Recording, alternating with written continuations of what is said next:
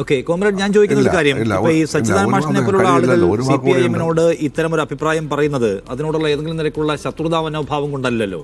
കഴിഞ്ഞ 10 വർഷത്തെ ഭരണം ഉണ്ടാക്കിയിട്ടുള്ള ചില പരിക്കുകളെക്കുറിച്ച് അദ്ദേഹം ഇടയ്ക്കിടയ്ക്ക് ആകുലപ്പെടുകയും ചെയ്യുന്നത് നമ്മൾ കണ്ടിട്ടുണ്ട്. PM ശ്രീ വിഷയത്തിൽ അദ്ദേഹം നിലപാട് പറയുന്നു, അല്ലെങ്കിൽ ആശാ സമരവുമായി ബന്ധപ്പെട്ട് പല സന്ദർഭങ്ങളിൽ അദ്ദേഹത്തിന് വിയോജിപ്പ് രേഖപ്പെടുത്തുന്നു. പക്ഷെ എന്നാൽ അദ്ദേഹം ഇടതുപക്ഷത്തിന്റെ ആശയധാരയിൽ നിന്ന് അപ്പുറം പോയിട്ടല്ല വർത്തമാനം പറയുന്നത്, അവിടെ തന്നെ നിന്നുകൊണ്ടാണ്.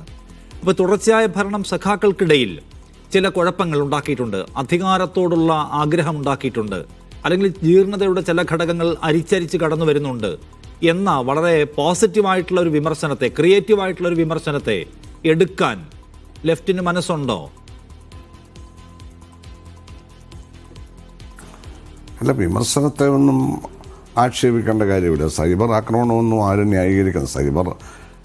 സൈബർ വിഭാഗത്തിൻ്റെ ആക്രമണങ്ങളെല്ലാം ആർക്കു വേണ്ടി നടത്തുന്നു, ആ പ്രസ്ഥാനത്തിന് ദോഷകരമായി മാത്രമേ കേരളത്തിൽ ഭവിക്കുന്നത്. പൊതുജന മനസ്സൊന്നും സൈബർ ആക്രമണത്തിന് അനുകൂലമല്ല, അത് എതിരാണ്. അത് പോട്ടെ, ഇവിടെ അതല്ല. അദ്ദേഹം പറയുന്നത് അങ്ങേയറ്റം തിയററ്റിക്കലായിട്ടും ചരിത്രപരമായും തെറ്റാണ്. ഇപ്പോൾ സോവിയറ്റ് യൂണിയനിൽ സോഷ്യലിസം വന്ന 1 വർഷമാണ്, 70 വർഷം നീണ്ടു നിന്നല്ലേ. അത് സ്വമേധയാ കൊണ്ട് കൊടുത്തതാണ്. ഗോർബച്ചോവിൻ്റെ തെറ്റായ സോഷ്യലിസ്റ്റിന് നിരക്കാത്ത രീതികൾ കൊണ്ടും സാമ്രാജ്യത്വവുമായിട്ട് അദ്ദേഹം കൂടിയാലോചിച്ച് ചെയ്താണ് ആ രാജ്യത്തെയും പാർട്ടിയെയും പിരിച്ചുവിട്ടത്. ചൈനീസ് കമ്മ്യൂണിസ്റ്റ് പാർട്ടിയുടെ ഭരണം ഇപ്പോഴും നിലനിൽക്കുകയല്ല. അപ്പോൾ ഇടയ്ക്കിടയ്ക്ക് അവർ മാറി കൊടുക്കണമെന്നാണ്. ജിയാങ് കൈഷക്കിൻ്റെ ആൾക്കാർക്ക് ഇപ്പോൾ അവരവിടെ ഉണ്ടെങ്കിൽ അവർക്ക് മാറി കൊടുക്കണം. അതാണോ സൈദ്ധാന്തികമായും ചരിത്രപരമായും യോജിക്കാൻ കഴിയുന്നതല്ല, ഇടയ്ക്കിടയ്ക്ക് മാറിക്കൊടുക്കണം അഭിപ്രായം? തീർന്ന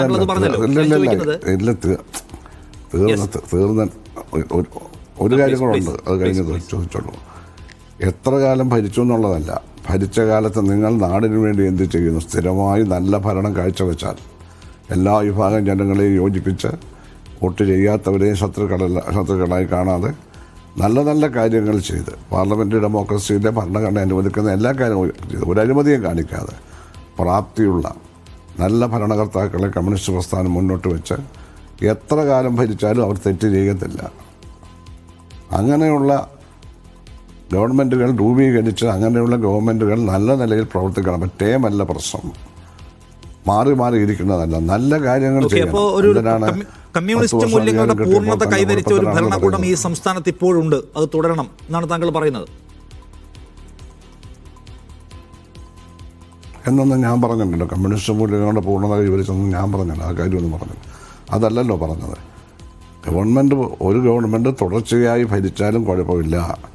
ആ ഗവൺമെൻറ് ആ പ്രസ്ഥാനത്തിൻ്റെ മൂല്യങ്ങളെല്ലാം നോക്കി ജനങ്ങൾക്ക് നല്ല കാര്യങ്ങൾ ചെയ്ത് സേവനങ്ങൾ ചെയ്ത് കാലത്തിനനുസരിച്ച് കാര്യങ്ങൾ കൈകാര്യം ചെയ്താൽ ആർക്കും മടുപ്പ് തോന്നത്തില്ല. ഇല്ല, എനിക്ക് മനസ്സിലായി. പക്ഷേ ജി സുധാകരൻ, ഞാൻ ചോദിക്കുന്നത് ഇപ്പോഴത്തെ സെക്കൻഡ് ടൈം LDF സർക്കാരിനെ കുറിച്ചാണ്. LDF സർക്കാരിൻ്റെ പ്രവർത്തനങ്ങളെ കുറിച്ച് ചില ഘട്ടങ്ങളിൽ ലഘുവായതെങ്കിലും വിമർശന സ്വരത്തിൽ താങ്കളും സംസാരിക്കേണ്ടി വന്നിട്ടുണ്ടല്ലോ. അത് ക്രിയേറ്റീവ് വിമർശനം നിലയ്ക്കാണ് ഞാൻ കാണുന്നത്, അല്ലെങ്കിൽ ഏത് നിലയ്ക്കുള്ള വിഭാഗീയത എന്ന നിലയ്ക്കല്ല. അപ്പോൾ ആ വിമർശനമുള്ള ആളുകൾ വേറെയുമുണ്ട്. അവരെല്ലാവരും പക്ഷേ വലതുപക്ഷ ചേരിയിലേക്ക് പോയവരല്ല. അപ്പം നമുക്ക് ചില വിമർശനങ്ങളെ എടുക്കേണ്ടതുണ്ട്, നമുക്ക് ചില സംസ്കാര മാറ്റങ്ങൾ ഉണ്ടാവേണ്ടതുണ്ട്. അധികാരം നമ്മളെ ചില സമയത്ത് ആക്രമണങ്ങളെ കാര്യങ്ങളാക്കിയിട്ടുണ്ട്. താങ്കൾ നേരത്തെ പറഞ്ഞല്ലോ സൈബർ സ്പേസിലെ പ്രശ്നമൊക്കെ.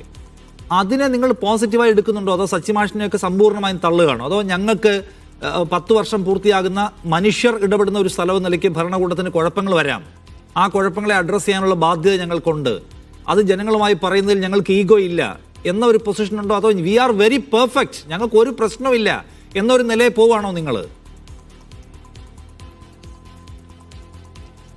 അത് ഞാനിപ്പോൾ ഇതുവരെ അങ്ങനൊന്നും പറഞ്ഞില്ലല്ലോ. ഇപ്പോൾ എൻ്റെ കാര്യം പറഞ്ഞാൽ പോരെ. ആരെങ്കിലും പറഞ്ഞിട്ടുണ്ടെങ്കിൽ അത് അവരോട് ചോദിച്ചു. ഞാൻ പറഞ്ഞത്, ഞാൻ ഗവൺമെൻറ്റിനെ വിമർശിച്ച് ഒരു പ്രസ്താവന ഇന്നുവരെ ഇറക്കിയിട്ടില്ല. അത് തെറ്റായിട്ടുള്ള ധാരണ. എന്നാൽ ചില കാര്യങ്ങൾ അഭിപ്രായം പറഞ്ഞിട്ടുണ്ട്. ഗവൺമെൻറ് എന്നുള്ള തരത്തിലൊന്നും അല്ലാതെ അതിലൊക്കെ ഞാൻ കിടക്കുന്നില്ല. അത് ഇനിയും പറഞ്ഞിരിക്കും. സർക്കാരിനെ വിമർശിച്ചുകൊണ്ട് ഞാൻ ഒന്നും തന്നെ പറഞ്ഞാണ്ട് ഒരു മന്ത്രിയെ വിമർശിച്ചുകൊണ്ട് ഞാനൊന്നും പറഞ്ഞിട്ടില്ല. ഞാൻ പറയുന്നത് വളരെ വ്യക്തമായി ഞാൻ പഠിച്ചിട്ടുള്ള മാർക്സിസ്റ്റ് ലൈൻ അനുസരിച്ച് തന്നെ ഒരു ഗവൺമെൻറ് നിൽക്കുമ്പോൾ പറയാവുന്ന കാര്യങ്ങളാണ് പറഞ്ഞിട്ടുള്ളത്. പിന്നെ ശത്രുതാപരമായി എടുക്കേണ്ട യാതൊരു കാര്യമില്ല. സച്ചിദാനന്ദൻ പറഞ്ഞാൽ എന്തിനെടുക്കണം?